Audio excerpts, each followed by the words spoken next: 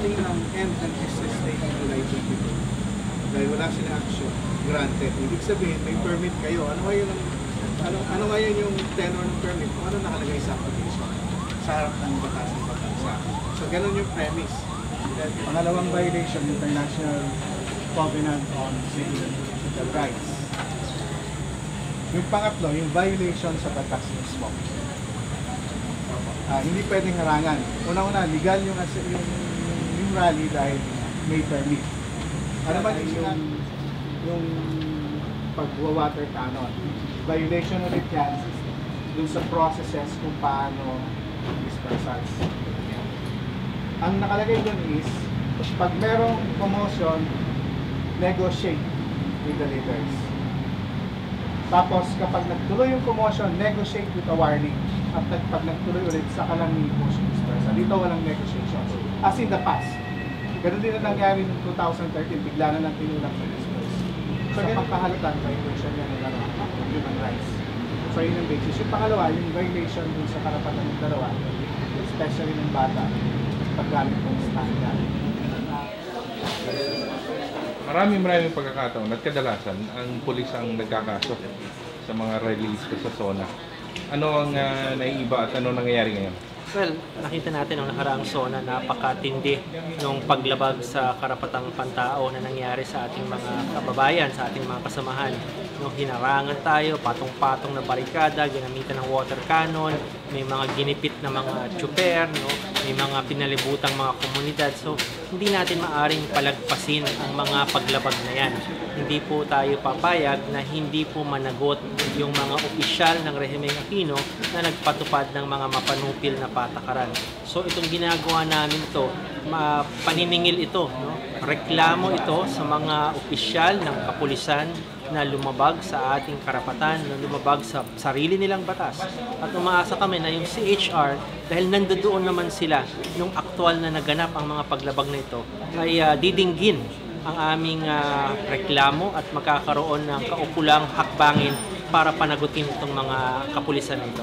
Ano masasabi ng bayan doon sa naging aksyon ni Director Boyser na pumagitna sa pagitan ng mga pulis, bombero at mga rallyista? Mabuti nga at nandoon siya, nakita niya first hand yung klase ng paglabag at ginawa niya ang kanyang tungkulin na ipahinto yung tuloy-tuloy na pangbobomba ng water cannon sa mga rallyista.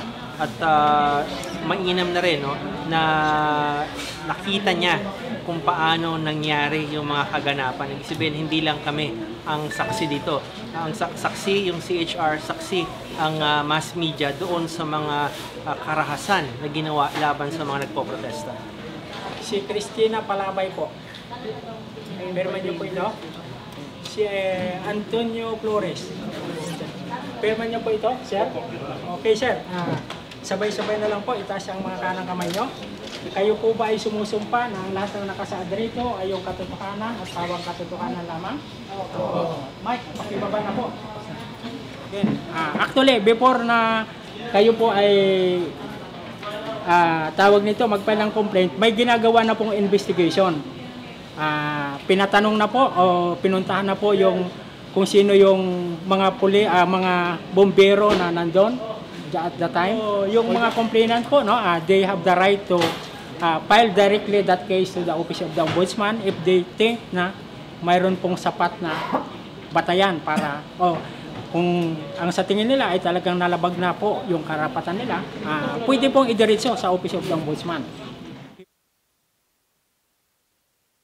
Bale yung jeep na pisto ng jeep, nasa harap po siya ng Sandigan Bayan, pero sakop siya ng Barangay Holy Spirit. So nasa tabi talaga, tabing-tabi na talaga siya, nasa halos yung bangkita, nakadikit na yung jeep doon. So nung nangyari nga na ginit-git na yung mga tao, talagang pinalibutan nila yung jeep. So nangyari, sabi nung opisyal nila, pulihin yung driver para dalhin sa kulungan. So nung sinabi yun, kinabahan na ako kasi hindi ko naman nakalain na pati driver kasama sa sa huhulihin. So habang nagsasalita yung nila leader, na hulihin, hinahatak-hatak nila akong ganyan. Tapos, sabi, kunin yung susi. Di ang nangyari, hinawakan ko yung susi kasi pag kinuha, hindi na ako makaalis. So habang hawak-hawak ko yung susi, mayroon namang biglang sumundot dito sa tagiliran ko na hindi ko alam kung ano yon. Bigla na lang na pagsundot sa akin na nangala yung aking braso. So nabitawan ko ngayon yung susi. Kinuha nila yung susi. Tapos biglang alis naman yung pulis na may hawak ng yung aparato na panguryente nga. So pagkatapos noon,